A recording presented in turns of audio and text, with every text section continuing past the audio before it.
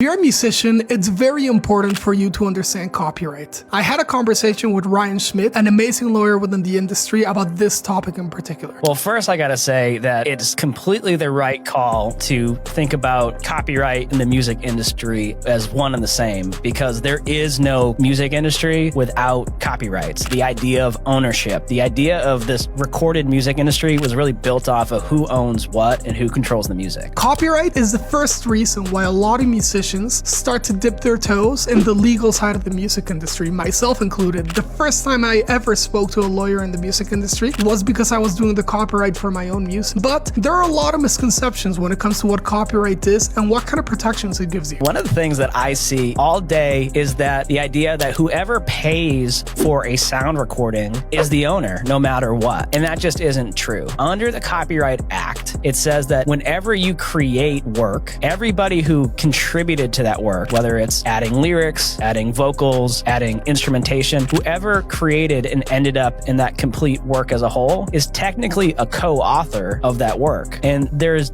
without an agreement, everybody that contributes is an equal co-owner. So if there's 4 people that worked on it, everybody's a 25% owner. So this idea that if I pay for the studio time, but I have my friend play guitar, I have somebody sing backup tracks, I have somebody make the beat, whatever, but I still own it, that's just wrong. If you want that, there's nothing wrong with that setup, but you have to make sure that there's a written contract where everybody agrees that that's the setup, and you have to do it through a work for hire agreement. I was really happy to hear in this conversation with Ryan that I am way more protected than I thought I was, for the simple fact that I wrote my music. But it is also very important to clarify before a song is published who are the owners of the song itself, or the masters, and all that kind of stuff, to avoid problems and confusion down the line. It's not just the money, and that's a perfect example. The recording contract is what gives them the right, not them writing the check. If they just wrote you a check, but they never had this agreement with you, you're still probably going to be the owner if you're the only one creating the work. Where it comes into play is this label, in exchange for them paying for your studio time, wants to own that sound recording. So what you're going to do is say, in exchange for this advance and for this recording budget, I'm going to give you those masters as a work made for hire. If this is something you're interested in, my whole conversation with Ryan is up on your YouTube channel right now. If you're interested in more of the legal side of the music industry, Ryan is constantly posting amazing videos on his Instagram. And for everything music marketing, you can stay here at Denovo.